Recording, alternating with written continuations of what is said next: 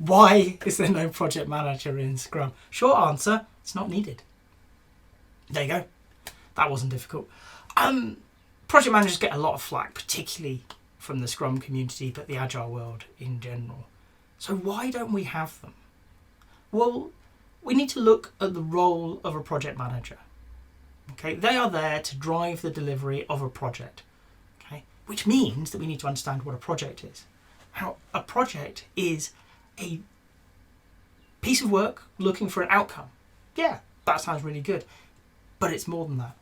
Following a detailed plan, carefully put together to be followed step by step to achieve that outcome. And that doesn't work in the product development world. So the underpinning of a project manager is missing. That's not to say that they're bad people. In fact, we want the skills that a project manager brings, but used in a different way. When you look at it, we have scope management. Okay, the product backlog acts as our scope management.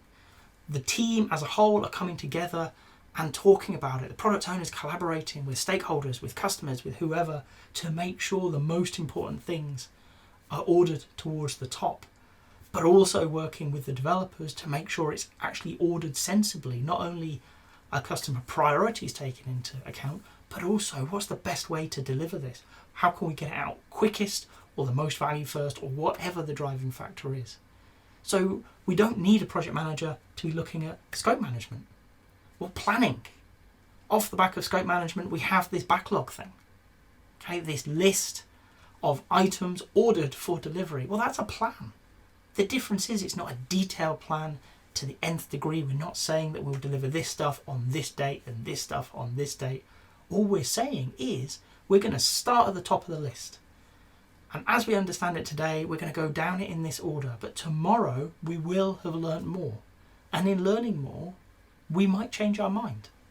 So that order may shift. So we're not committing to a detailed plan like a traditional project manager may. Instead, we're saying, this is where we're going. Okay?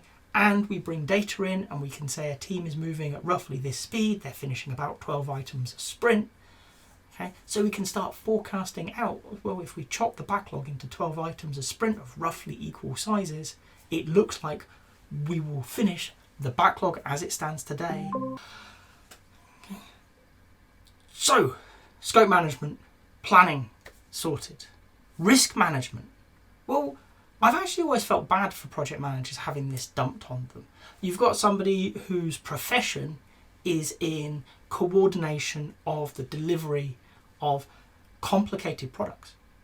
Okay, this is hard work. And in that, we say you're also responsible for all the risks. Now, you have none of the skills for identifying those risks unless you've been around the block for a while or you've come from a different discipline, but you're still responsible. Well, think about it. You've got product risks, things that the product owner is going to be aware, are we building the right thing? Are we building it at the right time? They need to be talking to their customers, their stakeholders, to make sure that they're answering these questions and having sight of potential problems, risks coming down the line. We have technical risks. The developers are thinking about, can we build this? Is this actually possible? Are we building it in the right way? There are lots of options.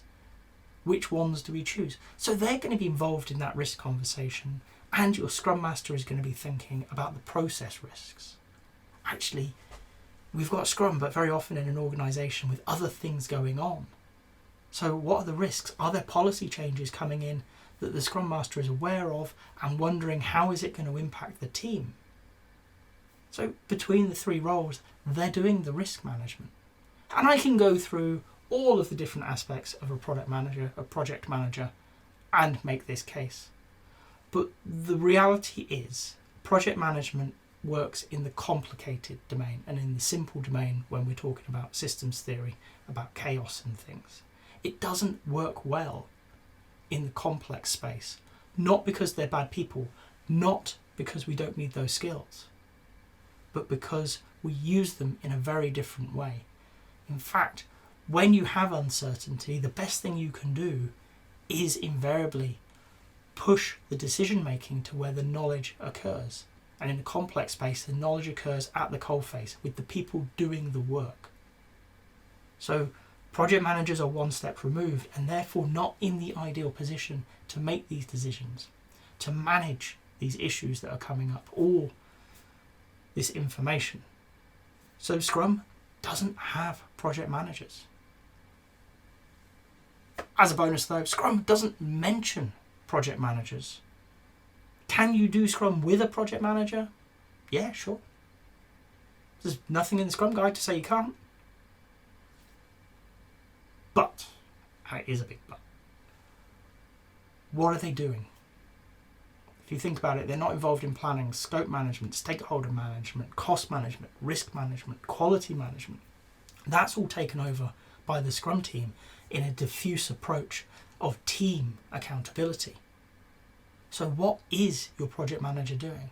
They are either interfering with that team and reducing their agency by doing things that a traditional PM would be doing and not letting the team own that, and therefore having a suboptimal approach to it, or they're not doing any of that, and so what are they doing? If we've just taken the responsibilities of a project manager away, what are they doing day to day?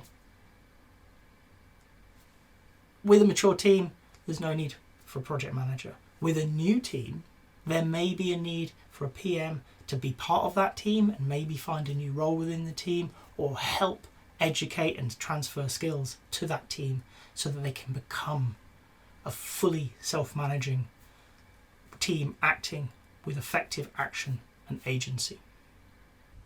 If you've got to this point in the video, I hope you've enjoyed it. If so, a like would be appreciated. If you want to hear more from me, more answers to questions that maybe you've got in the Agile world, please subscribe to the channel. And if you've got a question that you really want answered, drop it in the comments. I promise we'll get around to it. Thank you.